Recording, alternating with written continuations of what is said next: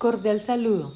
La actividad 4, videoclip fase postnatal, ha sido desarrollada por los estudiantes Norberto Piedrahita Arango y quien les habla, Mónica Bonilla Escobar, para el curso de Neurodesarrollo y Educación dirigido por el tutor Peter Murcia en el programa académico de especialización en Neuropsicología de la Educación. Vamos a hablar de la neurobiología del desarrollo postnatal. La maduración y desarrollo del cerebro humano son procesos discontinuos que cumplen etapas lentamente y a diferentes velocidades, tal como lo demuestran los estudios de densidad neuronal y desarrollo de células gliales. La mielinización, es decir, la maduración de las regiones subcorticales, se completa a los 3 años de edad, la de las comisuras a los 9 y la intracortical en forma mucho más lenta y en diferentes etapas de acuerdo a la región cortical, culminando luego de varias décadas según la mielinización de las fibras tangenciales y el avance estratigráfico de la mielina cortical. Durante el periodo postnatal temprano, adquirir una nueva habilidad supone cambios estructurales y funcionales temporales y selectivos en las neuronas de las áreas del cerebro implicadas en el procesamiento de dicha habilidad. Estudios recientes han demostrado que estos cambios son más pronunciados en las personas con alta capacidad, quienes poseen unas neuronas con dendritas grandes y complejas, capaces de transferir la información más eficientemente, favoreciendo la plasticidad neuronal y el aprendizaje.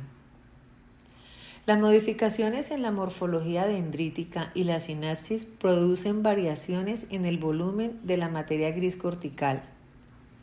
Los mayores cambios observados durante el primer año de vida se registran en el cerebelo, seguido de otras regiones cerebrales subcorticales como los ganglios basales y por último en regiones dentro de la corteza cerebral, donde los niños con alta capacidad siguen un patrón de cambio diferente al de sus iguales sin alta capacidad, mostrando una corteza particularmente plástica con un desarrollo precoz y prolongado. Los circuitos neuronales que mantienen las funciones atencionales, el interés motivacional y el ensayo o la práctica de los nuevos aprendizajes maduran antes que los circuitos y redes que apoyan procesos cognitivos superiores.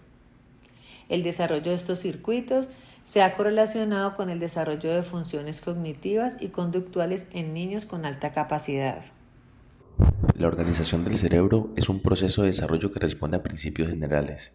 El primero de ellos es el de especificidad nerviosa, que dice que una neurona con el cuerpo celular en una localización particular y con una determinada localización dendrítica tenderá a tener un axón con una particular distribución de sinapsis, que difiere del axón de otras neuronas y puede ser reconocido de una especie animal a otra.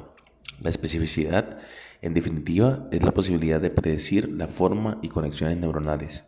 Aún en los sistemas más simples, este principio no es absoluto. Toda excepción a ese patrón de predictibilidad en circunstancias particulares se comprende dentro del principio de plasticidad sináptica. Este principio da cuenta de la fijeza y posibilidad de cambios en la estructura y función nerviosa. Patologías. Existen determinadas influencias ambientales nocivas relacionales, aparte de las tóxicas, infecciosas o traumáticas. Durante los primeros meses de vida, que pueden alterar el desarrollo y maduración cerebrales, dado el particular estado funcional y estructural del sistema nervioso central. Las influencias que sobre él tienen los estímulos. La alteración al principio será funcional, generando un patrón de conexiones sinápticas anormales en sectores claves para la integración córtico-subcortical, provocando un desequilibrio funcional general del cerebro.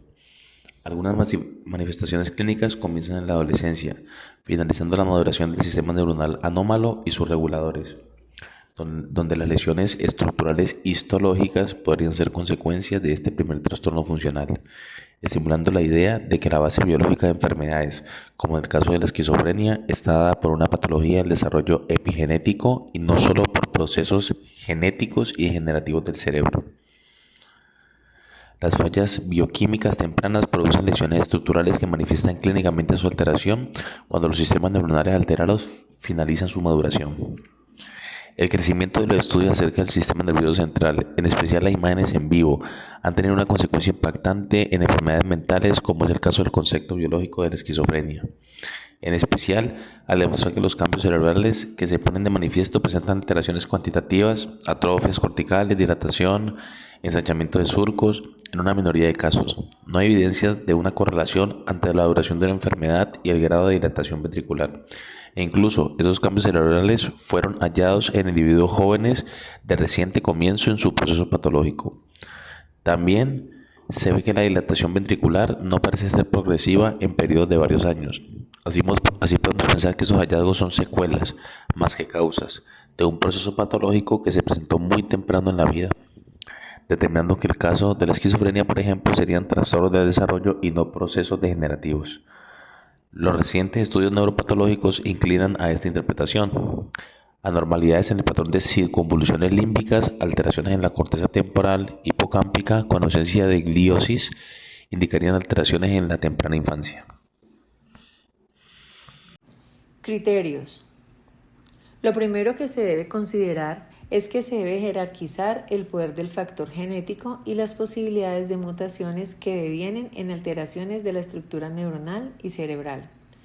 Como también se debe tener en cuenta que las alteraciones provocadas desde el medio ambiente durante la vida intrauterina, como sucede en el caso de las infecciones virales en el último trimestre del embarazo, provocan fallas en los primeros procesos de migración neuronal. De igual manera, se debe tener en consideración las características de la organización cerebral en los primeros momentos de la vida postnatal, es decir, están expuestas a cambios a sus conexiones sinápticas y sistemas de neurotransmisión, las cuales, al combinarse con severísimas fallas ambientales, no solo tóxicas o infecciosas, sino también relacionales, tienen la continuidad suficiente como para provocar una primera desorganización funcional en los sistemas de neurotransmisión en las regiones cerebrales que tienen a su cargo los primeros pasos en la estructuración de la personalidad y la discriminación del sujeto con el ambiente. En los primeros momentos de vida, los sistemas de conexiones sinápticas se encuentran en proceso de formación. La ubicación final de las neuronas en la corteza cerebral no está completada y la mielinización, es decir, la maduración de algunas estructuras, está en sus comienzos. En este momento la función genera estructuras que luego serán definitivas.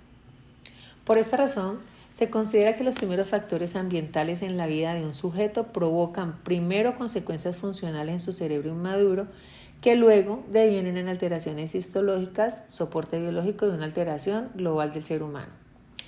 Entonces, a los posibles mecanismos prenatales podemos agregarle los postnatales, ya que estos tienen más en cuenta los sistemas cerebrales que se ponen en marcha para la adaptación del mundo interno del sujeto con la riqueza sensorial del mundo externo. Y además aparecen otras variables como son los fenómenos de plasticidad sináptica y periodo crítico del desarrollo cerebral antes mencionados que no se dan en la vida intrauterina.